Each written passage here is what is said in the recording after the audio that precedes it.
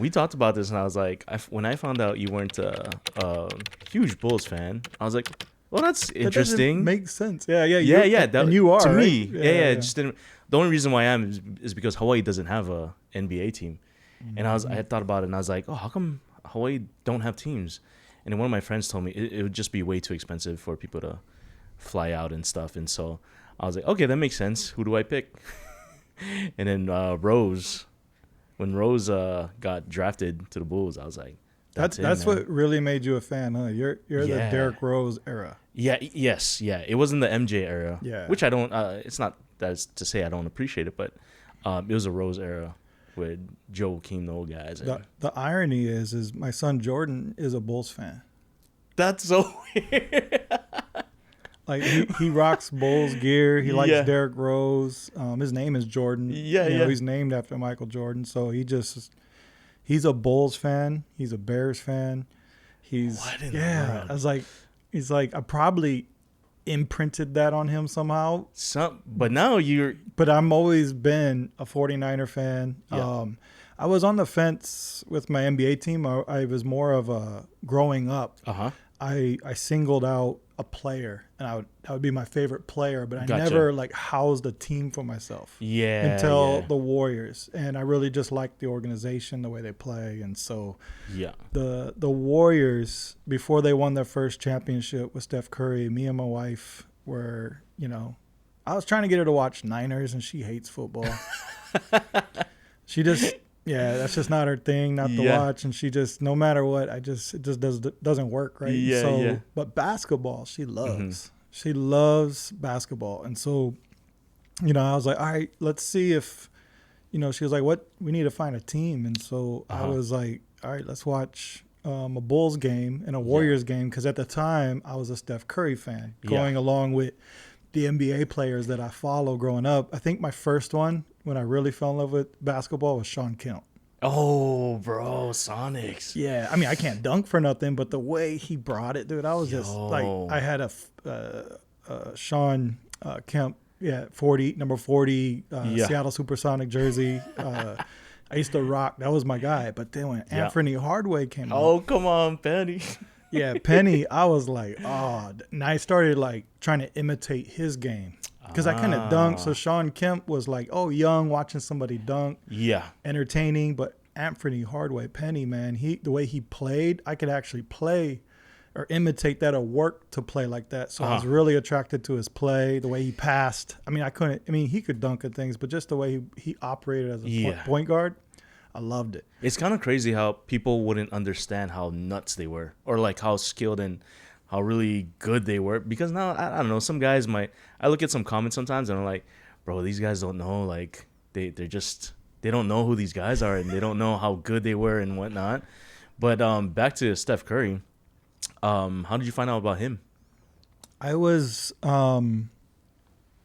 watching, I don't know if it was like highlights. So during the season of my life when I was in the Navy and then came back to Hawaii and got out, there was a part of me that felt like a failure in sports.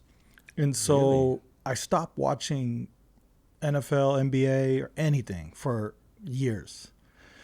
It was just because my experience in high school and college, in my mind, I already believed I was going to the league. That was just, I remember I was shooting around in front of my house on the asphalt in a basketball rim we set up. I've always had a basketball rim since I was like young. My dad set one up at one of our one of the houses in the backyard. Dad. He used to play one-on-one with me. Hey, come on, and man. He told me straight up, he was like, look, you're not going to beat me. I'm going to beat you every single time. But he said, I make you a promise. The day you do beat me will be the last time we play. Oh, dang. I don't know what that meant, but I was like, I'm going to beat this dude. Yeah. So I would practice every single day just trying to and prepare for that one-on-one. And we would play, and he'd kill me, man. Yeah. And just create this competitive monster in me. And so that day, though, that I beat him, I think I was like 11 or 12, and I haven't played him since. Interesting. True story. So I gotta figure out what that was about. Yeah, but I think for me, it definitely lit the match for a competitive spirit in me to just try to, work really hard to become the best at whatever I'm practicing at. And so I remember in the backyard, I used to just play a game of last second. I don't know if you ever did that, where it's like 10 seconds left on the clock. 5, pretend like you got the ball, and then you're trying to look, but they're not open. Yeah. So I used to do that at like 10 years old, and so that'd be one thing I would do. So and act like somebody's on me, and just have that vision of trying to get that last second shot. And when I make it, you just act that feelings that should be there. Yeah. I'd create that naturally. And so I used to play horse and just try to master every place in the backyard. So I was just trying to find every scenario and way that I could beat them. And so I recognized when we played, like I tried to pretend, and so I was already, what he was doing and instilling in me naturally was just trying to work hard to get better, right? And to beat something and overcome it. And so to me, I'm thankful for that. I think we talked about it in one of the older podcasts, but before there wasn't anything to record the games. So you'd have to like actually, go in the living room and sit down, and you have to be there to watch it live. Yeah. Do you record your games? You mean I know you're busy, man. I mean, now these days, while you were working on the business, dude, if you guys don't know, man, Richie's always busy, I feel like. So I'm like, how do you have, for leisure types? Yeah, I definitely, man. So to get back to Steph Curry, I stopped watching sports for a while, and felt like, when I was on the asphalt, shooting around one day by myself, I made a promise to myself, and I said, "This is what I want to do. I want to play professional sports, like nothing else. This is it." Yeah. And so that moment, I had a belief system in me. And I was determined to conquer that thought. Now that was my new dad I'm facing. And so at that moment, I think I was 8th grade, man. And I just made this decision. And I remember watching this show or this movie. It was a movie. It was an older movie. Pistol Pete. You ever seen it? I know Pistol Pete is. Pistol Pete. There's a movie about his life, and there was a part in there where his parents sat him down and said, we're not going to be able to afford to pay for your college, and there's an opportunity and a lifeline through sports scholarships. So not saying you're any good, but if you are going to find a way, this would be it. So he just had this determination click in him that he was just going to do everything he could to be the best basketball player he could be. And ironically, my parents sat me down and had the same conversation. And so when I watched that movie, it connected with me emotionally, like, I need to be this guy. And so he used to carry a basketball anywhere he went. He used to train on railroad tracks and make sure the ball hit the metal rail. And I became that guy in 8th grade. And my friends used to tease me because I used to actually just go out in the street and try to dodge cars while they're driving by. I'm not joking. People are going to comment and say, he used to do that. But it's true. And so I just had this belief system click in me, man, that I was going to the league. And so when God shifted my lane and that was no longer the course in my path, I think emotionally, not like depressed, but I felt like I didn't conquer that mountain. Even though that wasn't God's plan for my life. Now looking back, I'm like, praise God I didn't go that direction, and I'm thankful for what he's done with me now, and I understand everything. But at the time, when I didn't get to that next level past college, it did something to me. Like I felt like a failure. And I've always had those struggles or insecurities in my life since then, of not feeling like I was enough, or like I overcame that, or I won, and so I felt like a failure for a long season, and trying to fill that emotional void of affirmation with other things, and trying to, even in business, I felt, looking back, I've probably made decisions or moves based on trying to fill that void or trying to fear failure. And so Steph Curry, I think, broke something in me when I watched him play at Davidson. And it goes back to, experiencing greatness. And I think the challenge, Ray, and this sounds really cocky, but it's not, is when I used to watch the NFL and watch the NBA, I felt like I could play with them and better than some. And when you have that hurt even more, because it's like, it's like I should be there. This would have, I can do that. Like I can do exactly what they're doing, and that used to bother me that I don't have that opportunity anymore, or whatever the case was, and finances was a big one, and there's just a lot of things that I look back and was like, man, I should be there. And then watching guys, man, I can cross that dude over, or like as a quarterback, I could throw farther than him. It's like all these challenging thoughts I was going through. But Steph Curry now, when I saw him play, I can't do that. You know what I mean? Like that, and he was like at another level at Davidson, scoring 40 plus points, and he looked like a little boy. And and he was taking his team up the chain in the NCAA tournament, and it was just all over the news. That was the moment, Ray, that I was like, all right, if this dude goes to the NBA, I'm gonna follow him and watch his greatness, because I don't want to miss something like this in our lifetime, right? Yeah. And so, that's where it started, to answer your question. Me and my wife, sat down, and there was a game coming on TV, and it was the Bulls versus the Warriors. And, coming from Illinois, Chicago, my dad growing up, he was a Bulls fan, Michael Jordan fan. Yep. And I thought, maybe I'm a Bulls fan. But Steph Curry, I'm a Steph Curry fan. He's on the Warriors. So me and my wife watched that game together, and we're going to make a decision on who we're going to follow. Yes. That's the truth. We sat there and watched it. The Warriors smashed the Bulls, number one, but it wasn't that they won. It was how they were playing, and the whole team and the dynamics with, Andre Iguodala, he's from Illinois, and I believe we played him a few times in summer camps and certain things. Sean Livingston, he's from Peoria. Oh, I didn't know that. Yeah, he went to Central Illinois, and I coached him. Oh, you coached him. You coached him.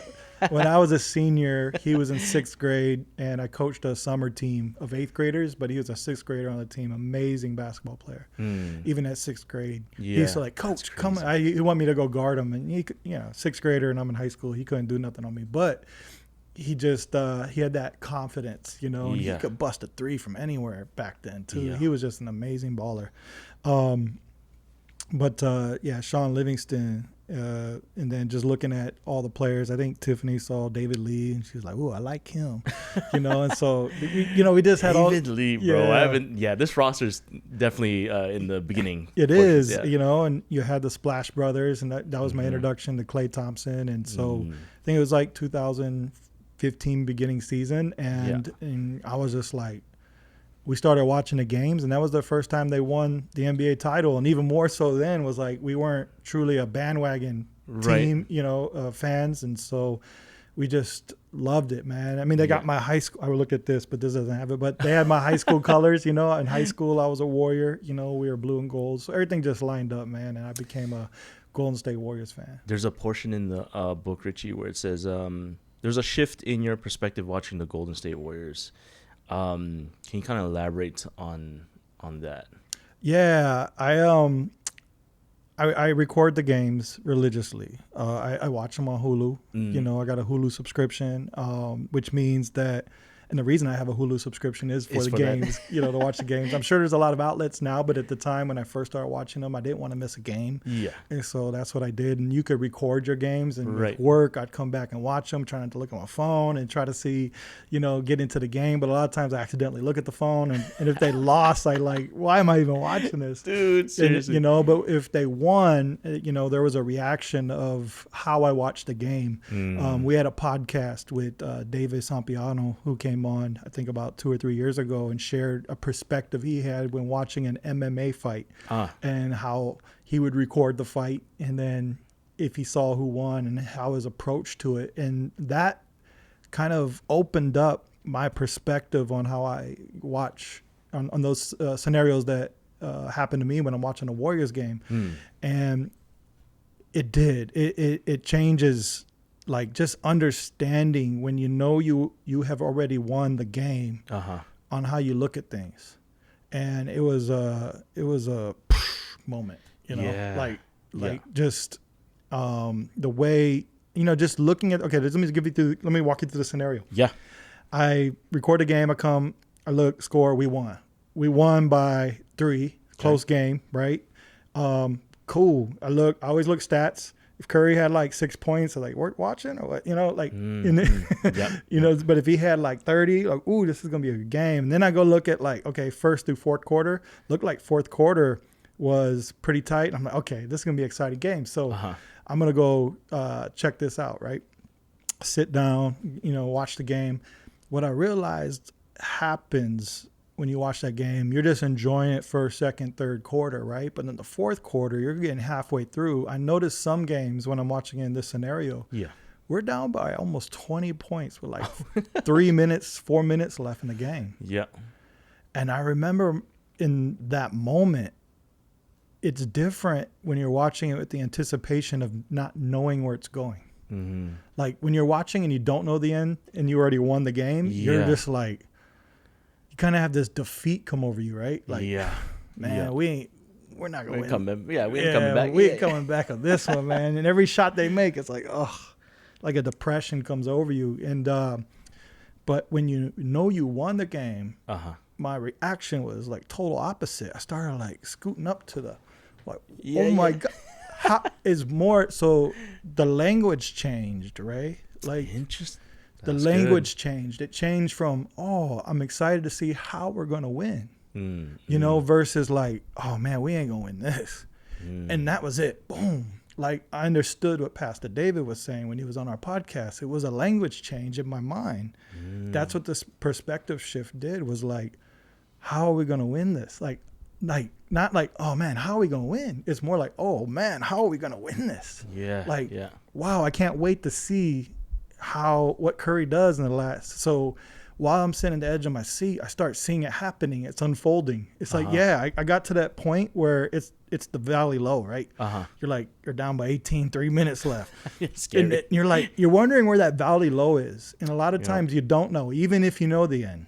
Right. You know, and so in my life, in these situations where we have really low valleys, you just have to go through it. And it's hard, man, because you don't know where that valley is. And even if you know the end score, right, you're just down there and you're just like, is this the lowest point? And then something else happens, like another turnover. Right. You know, they hit another 3. Now it's like 22 points down. And, you know, and you're just like, I guess this is the low point, you know, and you never know where that low is. We're going to call it the low. Speaking of lows, when we had that podcast with Pastor David, man, I can just tell he's just an incredible guy, just an outstanding guy. And when he talked about his lows, and mentions here quite briefly about his battles with cancer and coming back, and I believe it was the 3rd time that it came back. Yeah, him and his wife and daughter just recently stayed with us. They flew here, stayed with us. They did their own thing, but they were able to, it's such a blessing to have them, stay at our house for, I think it was a week or so, and got to talk to him every night, sit down, have deep conversations again. He's one of my best friends. And hearing about his latest, challenges of going through chemo and certain things, I think they fasted and prayed. He did something I can't remember right now, but for like 3 months or something. Yeah. Like and just went hardcore on just drawing near to God, and his story is so inspirational. And but I think he got off. I think he's officially off it, like everything, and just living off faith right now. And he said it's been game changer. He's still alive, he's still healthy, he's still well, but he has the cancer that's healing in his faith, and we're all believing with him. So just hearing his perspective and how he looks at life, and he went through just recent lows, and just probably same thing, wondering how low does it go, and so just thinking back at the game, there is a point though where the data and trajectory changes, where it gets to a point where it hits the low, but then you got to come back and win, right? Because the score, I've already seen it. It's done. We've won. Right. So where does the shift happen? But then you start noticing when it happens. Like in life, it'd be any kind of fruitful moment when all of a sudden, okay, a three got, Curry just hit a three. Whoa, he just hit three threes in a row. He just got fouled. Oh, Thompson hit a three from the. Oh, I see what's happening here. It's you feel the momentum coming, right? It's like boom, boom, boom. Crowds going nuts, and we're down by 2. And there's a game in 2015, I think, against Oklahoma City, and when Kevin Durant used to play for them, and Westbrook guys are still on. Yeah, they were down. I think they were down by it. I think that was one of the games I had to watch recorded. Mm-hmm. And it's where all the way where it was tied, and Curry came and shot a half-court shot from the corner and won the game. They didn't even call timeout. And so, that perspective is just knowing that, in all our challenges and adversities that we go through, we have to have a belief system that we're overcoming it and we'll get out of it. Mm-hmm. Even to the point of death, I'm thankful that I have a perspective of eternity with Jesus, that even death is not an end game for me, because I believe I already won the game in there. Yeah. The scenario of the afterlife as well, with the promise and hope that I have of my spirit living in eternity with God and Jesus. So, there's a verse, I'm pretty sure you know this. I think Paul talks about it in, Philippians or something, where he says, to live is Christ and to die is gain. Yeah. And it almost seems what do you call it? It's on that same wavelength, because whether he's here or he's not, he already has that perspective. Like, I won, man. Yeah. That's crazy. And then there's reading this chapter, Richie, I know Pastor David mentioned something too. He says, or his perspective is whether he stays on this earth another day or not, he's already won. And his success lies in appreciating every second in the present with his family. And I was like, man, to have that perspective is such it's gold. It's gold. Yeah, it's a language change. Tell me about the tamed elephant. The tamed elephant. Yeah. Yeah. So it's not my analogy. It's probably an analogy that's been out there for a while. Yeah. I just reference it because I remember reading it and I remember thinking that. So it was a personal experience that connected with an existing analogy, but the analogy is also real, And sure. So I say all that to say, Michael, he hates when I say that. I agree. I say it way too much. But when I used to go to a circus in Peoria, because they did come around, like Midwest circuses. I don't know if that's a thing. I don't know if anyone else has them throughout the nation, but like the Wizard of Oz, when the circus comes to town, they did that in Peoria when I was growing up. So I remember seeing, the lions, the elephants, and all that. So I do remember seeing the elephant and it being tied to a stick and a little pin, and I remember as a kid and how massive an elephant is. I used to think that thing could just pull that rope, like the lion is in a cage. Why isn't the elephant in a cage? And so I remember thinking that thought, and so, I don't know if they still do that or if I, whatever, but, basically what I've read is that they used to train elephants when they're really young. And, they used to actually, I don't know if they whipped them or did something with pain to recognize if they ever tried to break free from the pin and the rope. And even if they tried, they couldn't because they're so little. Yeah. But they also use pain as a ways or a means for them to remember condition them. Yeah, it was full on conditioning. So when they got super massive and large as they, are supposed to be, they would not break free because they believed they were, enslaved to this, and so they just were stuck. But they were really just mentally stuck, because we all know if you put a little rope on a full-grown elephant and a pin in the ground, it could just pull it out. I think that happened in Hawaii. I think I think there was a loose elephant. His name was Tyke. Her name was Tyke. Oh. I read about it this morning. Did you? Yeah. So in 1994, I believe, I guess a circus came in town, and Tyke, this 21-year-old female elephant, for some reason attacked her caretaker and actually killed him and injured the groomer, and it was running around. I think it was Kaka'ako or something like that, running around Hawaii for 30 minutes until they eventually shot them 86 times. Holy! Because they can't stop it. Like you said, they're massive creatures. Even for this female 21-year-old, they're massive creatures. But like you said, it's like, man, I don't know what got into it, or just decided I'm not gonna be. Yeah, you know that sounds I mean? like humanity, man. We're just, we're all conditioned one way or another. We don't even realize it through movies, through notifications on phones, through. I mean, there's just so many things visually happening that constantly condition us in 100%. Our system, the way it's operated and ran, the belief system we have that we're supposed to be born, go to school, go to college, get married, get a job. I mean, probably get a job, then get married, then have kids. White picket fence, American dream, and it's just all conditioning, man.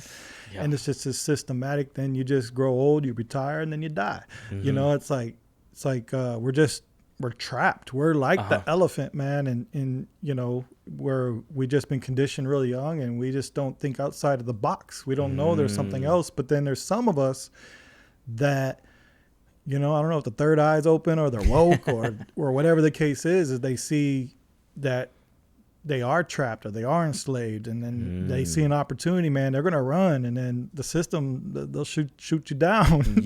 Because you're dangerous when you're at that kind of reaction point, right? For sure. But yeah, I get it, man. Yeah. That's crazy, because you can't condition someone to, do the normal things and whatnot for someone else's gain, and then you can also do it for the betterment of your family. So I say that because when I look at Zozo, condition. I guess you can think about different words, but conditioning for her, it's like, I don't want her to. If she falls down, she starts crying like crazy, or someone reacts to that her falling down for something just little, and someone's like, oh. I'm like, don't do that. Like, don't get wild. Like, you're teaching her that this type of pain, this small, easy pain, you're making it seem huge to her. And I don't want that for her. It's just little things like that. Like, I understand that these things can change or birth the perspective of a situation. And so every time something happens to Zozo, I'm like, I tell my parents or whatever, don't react to things that shouldn't be reacted to. Because when she grows up, I don't want her to be conditioned to cry every time a small, I don't know, when she gets flicked or something, rather than when she gets, actually hurt and is in real pain. You know what I mean? Yeah. Parenting is so important, man. And if I were to give a shout out, it would be, to my mom. The encouragement, the love that she constantly poured into me, man. She was basically like whispering in my ear my whole life that you're a massive elephant, and this rope is not existent. Hey, come on, man.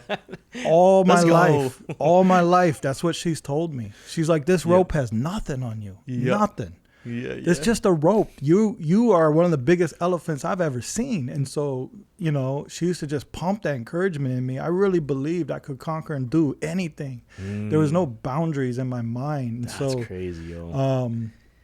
And she did it with love. She did it with God. She did it with, that kind of wisdom. So the boundaries that were set were obviously in, a godly arena, but also on the other side, that I could reach the stars. I could do anything I could do. So I think parenting is so important on how we approach and not get stuck, and, trusting all the information on how to do things too. Sometimes you just have to really just look and process versus trying to trust what everyone's out there trying to teach you. And because some of it could be systematic. Right. There was a interview I seen of Kanye, and Kanye says like the craziest things, right? But you either love him or you hate him, or both, I guess. But there was one interview where he briefly mentioned, like it was along the lines of something where he said, you know, the difference is that I was taught I could do anything. He had that mom. He had that mom, man. He had that mom. So I'm thinking the same thing. I'm like, shoot, if you can be taught that you are an elephant in this room and you're the biggest thing and nothing's gonna hold you down from birth, and man, that's such a good applicable what do you call thing to teach your children, right? Yeah. I think you never want to puff somebody up too much. That's another boundary and scary part of over encouragement, but but it definitely builds a confidence in you know, us as babies growing up or kids growing up or humans, that I think is healthy. I think it's healthy to know and be confident in stepping out in faith and stepping out to do things. But then the other side of it, you know, where, you know, my mom was there to pump encouragement into me. I still needed structure, you know, which the military helped bring, thankfully, because I was a little wild before that. And, you know, it helped kind of, you know, settle me down a little bit. But, you know, it's okay to chase after things. But then once I realized what my mom was really preparing me for was to chase God with that passion and confidence, not the things of the world. And so, but I had to find that on my own, you know? And so, it's that is what connected for me, and that was what's healthy for me. And so now I'm that elephant that I'm not tied to any pin, and I'm chasing God with all my energy and efforts. The last portion of this chapter, and it talks about the house fire, and it's a glimpse of glory. Can you briefly explain? Because we talked about it before in the pod, but for, you know, new people, we got new listeners and whatnot. But can you kind of describe what the fire that happened? The first fire. The first fire. We keep the second one later. I mean, it's my testimony. It's something I'm trying to bring forward and be more open about. I mean, with close friends and family, it's something talked about, but publicly, you know, I'm getting more comfortable sharing the testimony. I guess I just out of, I don't know if it's fear, insecurity, or whatever it is, of somebody, you know, kind of not, you know, looking at the story and just kind of putting it to the side when it's so impactful and moving and things for me. I just didn't know if I could handle that at the season, you know, going through life. But I'm at a point now that it's my testimony. It's my story. I've reflected over it enough. I've talked it through with my mom, my dad, you know, my brother, my wife, and just kind of really understanding what happened, what God's doing, and whatnot. So my testimony of life and something that's just impacted me till this day is when, you know, we had a house fire. It was, if I were to just give the full story, it would be my mother woke me up early in the morning, made me some Raisin Bran. Let's just call it Raisin Bran. I'm not sure if that's what it was, but I had some cereal, and she goes off early in the morning, maybe 5 a.m., 6 a.m. I'm not 100% sure, but she was a choreographer for Peoria Woodruff at the time. And so she went, you know, to go do her thing, meet the kids there in the morning, high school kids. My dad was in the back room sleeping, his room. And then my baby brother, Matthew, was in the crib sleeping at 9 months old in our room. We shared a room. And so I'm in the living room just watching TV, man, just Mr. Wizard. I don't know what I was watching, something on Nickelodeon. It was like 1983. It was March. And true story, I dropped the Raisin Bran on the carpet, milk everywhere, and I panicked. I ran like a true 3-year-old would, right? I was like, man, I'm out of here. I'm gonna get in trouble. So I booked it, went back into the hallway, took a left, went into the room, shut it. Boom, I'm done. And so, and when our bedroom, the way it was configured, not sure if my parents did this or if it was part of the house and we just never flipped it around, but the way that the door lock was like you could lock it from the hallway, not from the bedroom side. So it was locked. So when the door shut, I was locked in. Sounds like could have been a parenting thing. Easy to lock them in. So we didn't lock ourselves in. It was a safety maybe thought. But I was locked into the bedroom. Didn't know at the time, but just giving that little insight now. So here I am in the bedroom. I'm bored. I'm 3 years old. What am I going to do? I don't know. There's a space heater. It's Peoria, Illinois. It's March. It's cold. Space heater's on. I'm looking at it. And it looks really cool, man. It's got like these. You ever seen a space heater back from 1980s? No. They got the red. The heater thing. The heater coils. Yeah, right. Coils, yeah. And so I'm just looking at it. I'm like, wow, this is like amazing. Like I never really looked at it, as a 3-year-old. So I was like, all right. And then I guess probably just mess around with toys and stuff in the room. And then I grabbed this book. There was this golden. I think it's called Golden Books, and they got like a whole train of characters on the back of, I don't know, it's irrelevant. But anyway, I grabbed this book and I had like that's why I said maybe I was watching Mr. Wizard, because I don't know why, but I chose to put the book in the furnace thing. So I just put a corner in though, a corner in, and I just touched the corner to see what happened. I knew something was going to happen, wasn't sure, but I just wanted to try it out. And so I did, and then I pulled it out. It lit up like a cigarette would. Yeah. Got real bright orange, and I was like, "Oh, cool, right?" And so, but then like a cigarette just went out like ash. I was like, "Oh man, that's boring." So I put the other corner in the book. Did it again. I'm like, "Oh, cool." Guess what? It went back back to ash. So I'm like, "All right, man, let's go." So I'm gonna go to the next corner, put it in. But when I did that, I burnt my finger on the first corner, and so I took the book and I threw it. And let me tell you this, man. Back in 1983. The curtains on the wall were made out of straight chemicals, because that curtain went whoosh. Yeah. Like, I don't think they make them like that anymore. Oh, 100%. Yeah. But I believe the carpet, the curtains, they all just were made out of fabric that was just highly chemical, flammable. Highly flammable. Yeah. But I believe, and I'm going to share why I'm saying the word chemical, but I believe there's like high level of chemicals in those that were burning and coming into the smoke. So the room caught flame really fast. Smoke filled the room really fast. And I tried to run to the door. I grabbed the knob. Dang. And it was locked. I'm like, and so I'm like trying to run around, but the smoke is filling now. The whole room feels black now. Like, and I just smoke, and I'm breathing this stuff in, and I'm just like, I'm feeling a little dizzy. I hear my baby brother, like, Matthew, 9 months old, little baby, man, just crying. And so all I could think was just go to him. I didn't know what I was thinking, anything beyond that, but just go check on my baby brother. And so I climb the crib, get in it, and my weight breaks it. Yeah. And then we both roll on the ground. And then I get up, and then I try to go towards the door one more time. Like, I need to get out of here. Something's not right? So I try to grab it. Now, the whole room is on fire, bro. That's insane. Everything's just burning. I see flames everywhere. I try to go grab the door again. It burnt my hand because the heat from the fires is so hot. And so I was at the point, man, I gave up. I'm tired. So as a 3-year-old would, I looked at my bed and said, I'm going to sleep. Yeah.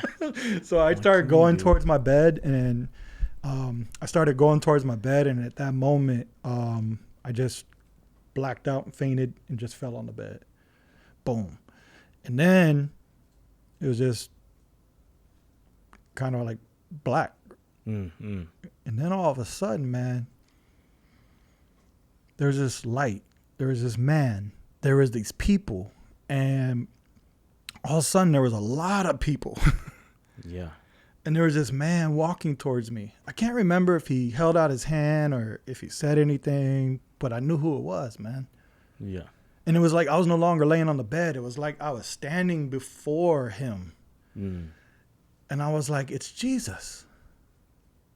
I was like, and the only reason I knew who he was, and I shared this in chapter 4 of the book, is a couple months before, my mom was singing Christian songs, Jesus songs to me. Jesus loves you. This, all these, and she would play the guitar and play for me. And I remember asking who he was, and she shared who he was. And the way she shared it was like a long lost friend that she loved, and it's like a dad, but a friend. I don't know. The way she shared it is like I want to know him. And I remember, praying a little prayer to him that I wanted to know who he was. And so at that moment in the fire, in that moment where he was walking to me, I knew who he was. It was Jesus. And I didn't say anything. It was just an experience. I was having an experience of visually seeing him. And boom, just like that, I woke up. Guess where I was? I was floating above the house, and I could see my father come out of the house with a robe. I seen fire trucks. I seen an ambulance, and I was probably about 25, 30 feet in the air. Interesting. For about 5 seconds. Yeah. And then, boom. Then I woke up in the ambulance. Then I went back. Boom. Then I woke up. I was in the hospital. It was my grandma. And I told her. She was like, oh, Richie, saying whatever she said. And first thing I said to her, Grandma, I seen Jesus. She just like broke. I was like, I seen Jesus. That's crazy. And from that story and from that moment, I've always carried that moment and that experience with me through first grade, through second grade, through high school, through college, and always had that experience with me of seeing him and knowing he's alive, knowing there's something beyond this world. And I remember going to college and then, playing 1 year of football and then ended up going to the military for 4 years. And there was a point where just so busy during that military portion that I didn't really talk to my dad for a good 3 years, I think. Little phone call here and there, but it was a good portion, just so busy going, to the Middle East and coming back. I wasn't really talking to too many people, right? Yeah. So, I was able to get home briefly, and I sat with him and I asked him, because I never actually talked to him about it, and said, hey, what was your experience of the fire? And I shared my experience with him, and and he was like, look, son, when the fire alarm, fire alarm, is that what it's called? Yeah. Smoke detector went off. Yeah. He heard it. He was in the bedroom, and he ran in. He called 911, but they weren't there yet, and so he had to run in. He's the one that grabbed me when I was unconscious on the bed. Yeah. Brought me out on the lawn. He ran in, grabbed Matt, threw him. He didn't throw him. He didn't throw the 9-month-old baby. He put him out down. Put him out on the lawn, and then, but he was still woke up. He just, still just waking up. So he had to go back in the house and grab a robe and walk out. When he shared that with me, it really like connected dots with. I remember that, like him walking out, and that's when the fire trucks got there. And he said that firemen came in. This is crazy that. To share this, but the firemen, when they came, they had to come put out the fire, right? Yeah. And the ambulance came, they got me in, and I guess, on the way, my heart had stopped because too much smoke inhalation. It was very poisonous smoke, man, very poisonous. And how long I was in there was just crazy, because the fire department, the chief, and I still have an article that I'm putting in the book that people can read, but the chief of the fire department was suited up fully with his oxygen gear, went in and only lasted a few minutes, and he almost passed out from the poisonous smoke.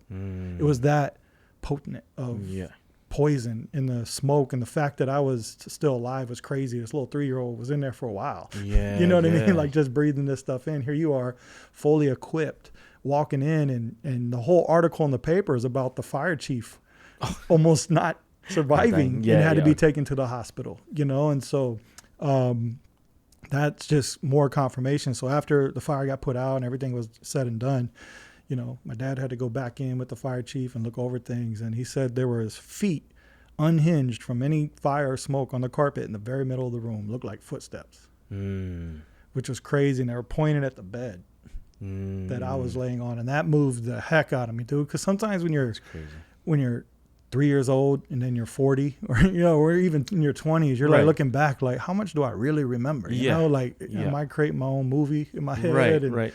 So him to give me those, confirmations of like, okay, man, this is crazy, and so that's my brief story. There's a bunch more in the book. For chapter 10, I think next week or sometime soon, we're going to go back to chapter 2, right? Yeah. It's kind of a weird turn we talked about, but chapter 10, I wanted, and the reason it's chapter 10, and I went from chapter 1 to chapter 10. Yeah. It just exactly what we just talked about. I want to position you to know the end. Yep. Right? And so if you know the end of the book, is basically my bottom line up front is I'm trying to give you Jesus. So I'm not trying to like go through this whole book and at the end do an altar call. I'm just showing you right up front that we won the game, man. Yeah, you know, exactly. And so I want to position you to have vision up front. So when you come back to chapter 2, you already know where we're going, you know? And so when I used to play basketball, I already have a vision in my head that I'm going to cross you over, and I'm gonna do a cross to my right, bring you, and then bring it low to my left, and then bring you back, and then come back one more time, and then you're gonna be off, and then I'm gonna go shoot to the hole, and then I didn't even do anything yet. I already have the move in my head. It's calculated. Yeah, it's calculated. So because I have the vision, I already know what I'm gonna do. That's how I'm able to walk it out. Now I just need to walk it out, right? Yeah. And so, yeah, man, I'm excited to deep dive into the rest of the book now that we got chapter 10, and the end goal is that Jesus saved my life. Come on. Jesus is alive. He's alive. Jesus is the Son of God. He came here on earth. He went through everything we went through, and when I say that, what I mean is he was born like we were born. He went through all the human trials that we went through. And I used to struggle thinking he was this, like, I don't know if struggle is the right word, but I guess I just didn't have the connection. Even though I had this imprint experience with him, like, I still know that he's God and God on earth, but I didn't understand that he wasn't, downloaded the information intentionally so he could walk like we walked until God gave him the information as he went. And so he really experienced life like we experienced it and got the information as he went. And that's how God operates with us. Same way he operated with Jesus. And so, we won.